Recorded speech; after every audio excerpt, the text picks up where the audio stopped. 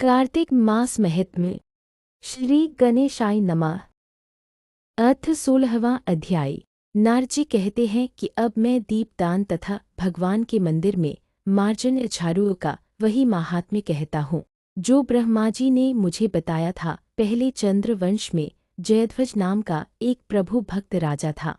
राजा स्वयं मंदिर में जाकर मार्जन करता तथा दीप जलाता था। एक समय वीतिहोत्र नाम वाला राजपुरोहित स्वयं राजा को यह काम करते हुए देखकर विस्मय से पूछने लगा, हे राजन, भगवान को प्रसन्न करने के और भी अनेक भक्ति के कार्य हैं, परंतु आपकी श्रद्धा मंदिर में मार्जन तथा दीप जलाने में इतनी अधिक क्यों है?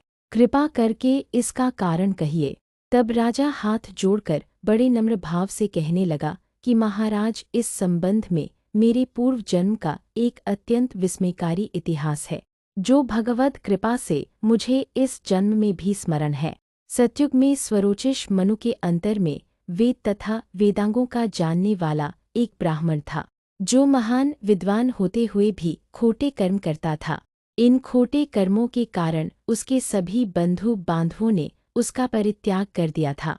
एक दिन वह भूख और प्यास से अति दुखित हो घूमता फिरता नर्मदा नदी के तट पर जा पहुंचा और वहीं पर उसने अपने प्राण त्याग दिए। उसकी स्त्री भी व्यभिचारिणी थी, अतः उसके बंधुओं ने उसे भी घर से निकाल दिया। उसके गर्भ से दंडकेतु नाम वाला महापापी मैं उत्पन्न हुआ, परंतु स्त्री तथा पैसे के अभाव में मैंने गो, पशु तथा अनेक मनुष्यों की हत्याएं की। एक रात्रि को किसी दूसरे की स्त्री से भोग करने की इच्छा से एक सूने मंदिर में गया। वहां जाकर कपड़े से स्थान साफ किया, फिर दीपक जलाया। इतने में उस शून्य मंदिर में दीपक जलता हुआ देखकर गांव के रक्षक वहां आ गए और उन्होंने मुझे चोर अथवा डाकू समझकर लाठियों से मार डाला। देह से प्राण निकलते ही भगवान के दूत वहां आ गए और उन्होंने मुझको सुंदर विमान में बिठाकर वैकुंठ को ले गए। कार्तिक के महीने में भगवान के मंदिर में दीपक जलाने तथा झाड़ू देने से मुझे इतना फल मिला कि कई कल्पों तक स्वर्ग में सुख भोग कर फिर चंद्रवंश में मैंने जन्म लिया है। यदि श्रद्धा और भक्तिपूर्वक कार्तिक के महीने में यह सब कार्य की जाए तब तो उसके पुण्य का कहना ही क्या है, अनंत फल प्राप्त होगा। दूसरे के नारद जी कहते हैं, हे राजा पृथु, अब दीपक जलाने का महात्म्य सुनो। मनु के वंश में रैवत नामक राजा का भद्रबुद्धि नाम वाला पुत्र था। फिर उसके यहाँ महापराक्रमी सुदर्शन नाम का पुत्र उत्पन्न हुआ। भद्रबुद्धि की राजधानी नर्मदा के तट के समीप महेंद्र पर्वत पर थी।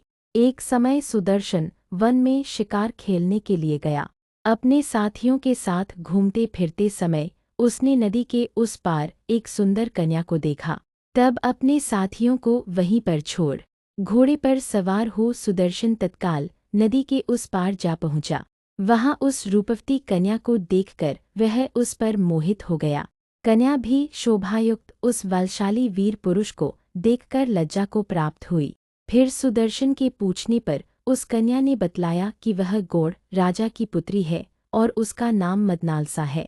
अपनी सखियों के साथ क्रीड़ा करने के लिए यहाँ पर आई है। तत्पश्चात उन दोनों ने गंधर्व रीति से वहीं पर अपना विवाह कर लिया और कुछ समय तक नर्मदा नदी के तट पर विहार करके पुनः अपने घर पर आकर आनंद पूर्वक रहने लगे।